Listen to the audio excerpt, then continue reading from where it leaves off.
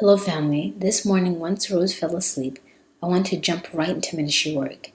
Being at the mission house has been wonderful, but I didn't think I would still be strained and stretched with my time and do ministry work, messages, even calls to people in the prayer line. If Mother Catherine watches her for an hour or two, I find myself only getting one message done and still having a long list of to-do tasks.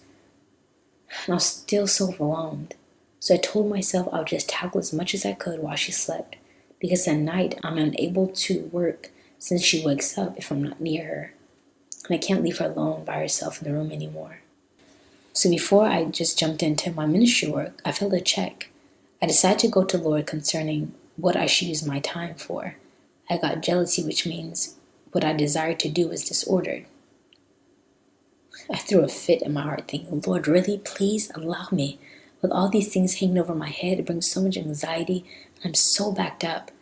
And I discerned, and the Lord made it clear He wanted me to do adoration rather. For new subscribers, adoration is sitting before the Lord in the Blessed Sacrament. I have messages about that, which I'll post in the description if you're a Protestant or coming from a non-liturgical church. I want to know more about that. Here at the Mission House, we are priest-adorers. We are called to the priesthood with the number one focus of adoration. If I could be honest, I had not done adoration for a while, although everyone is expected to do at least 2 hours in the mission house. I found myself wanting to catch up on things when she takes naps, because she only takes 2 naps a day, so I use that time to do what I can, and many times I don't finish. So when Jesus made it clear He wanted me to do adoration for that time, I was really frustrated, to say the least, and really didn't want to use my time doing that. Again, I need to get things done. And when would I have time to do that in case she wakes up and have the energy? It was just a lot. In my mind, I thought I could use my time to do something better. How foolish of me. Oh my gosh, Lord help me. So I sat before the Lord in adoration, and I got the Insinu Jesu book to get my adoration reading, and the message was so clear.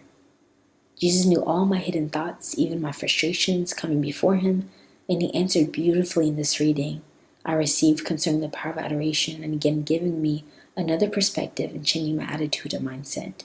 So I really wanted to share this reading with you guys. Jesus began, When you come to adoration, hold yourself before my Eucharistic face, like a mirror before the sun.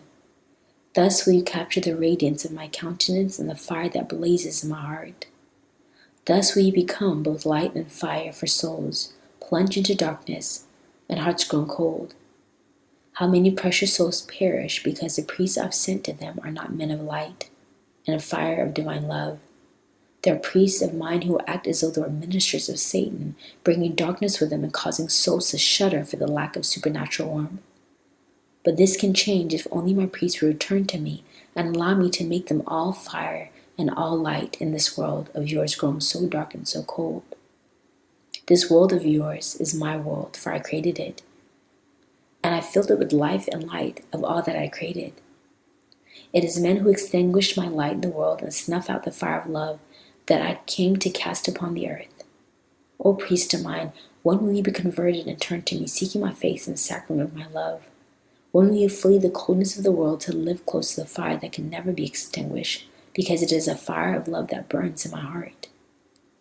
I'm not asking for anything difficult or hard to attain. I only ask that you seek me out in the nearest tabernacle, where I'm waiting for you. And when you have found me there, abide with me. Place your soul before me as a mirror before the sun, and I'll do great in you and through you, for my love is consuming fire of purity, and the salvation of the world grown cold. When my priests return to my tabernacle, seeking my face, yearning to rest upon my heart, you begin to see wondrous things in my church that has grown accustomed to living in mediocrity and lukewarmness. This is not my doing, for I am in truth a consuming fire. It is rather the slow but relentless work of the evil one, who see all that I created plunged into darkness and frozen in evil. I am light and I am fire, and those who come to me in the sacrament of my love will become light and fire in me. Do you not see this happening? Is this not your own experience? Love me then, and let love compel you to run to me in the sacrament of my love for you. More good can be done in one single hour of adoration than in 100 days of an uninterrupted preaching and apostolic labors. For when you are with me, I'm working for you.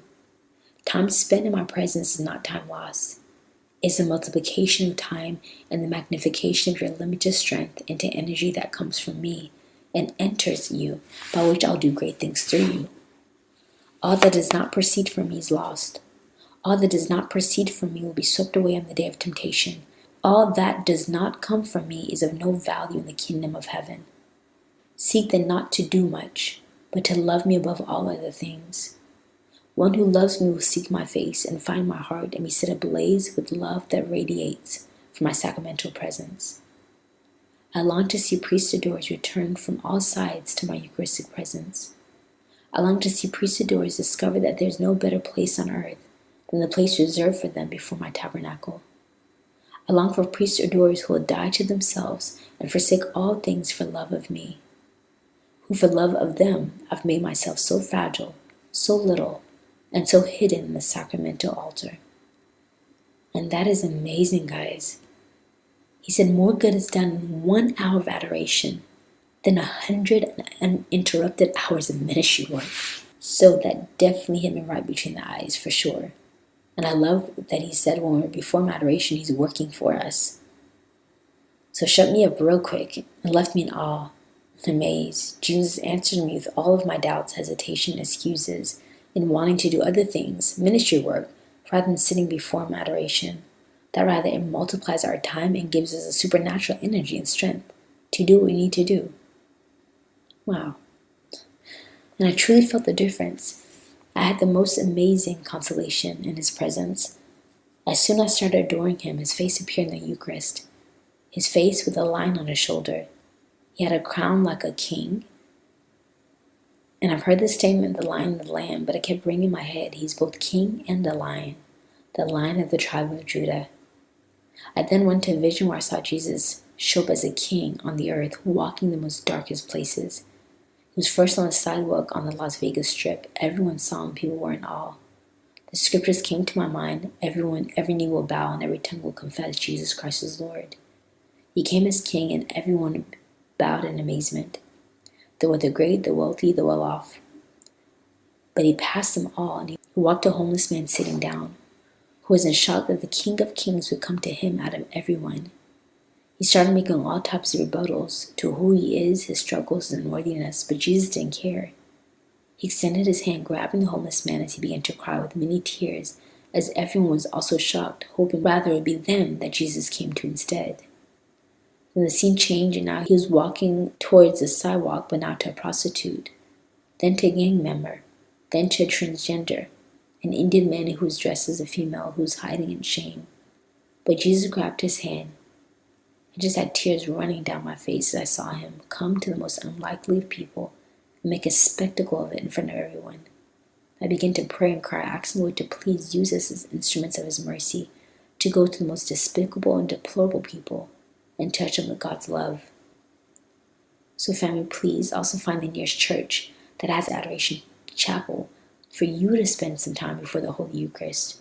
Or you can use YouTube to go online and do live adoration in the many various channels that they have it available. That will also be in the description. It will change your life and do good to your soul. Also get the book Ensino Jesu. It's on Amazon. It's a great book to really understand the heart of Jesus about adoration. God bless you, family. To the next message.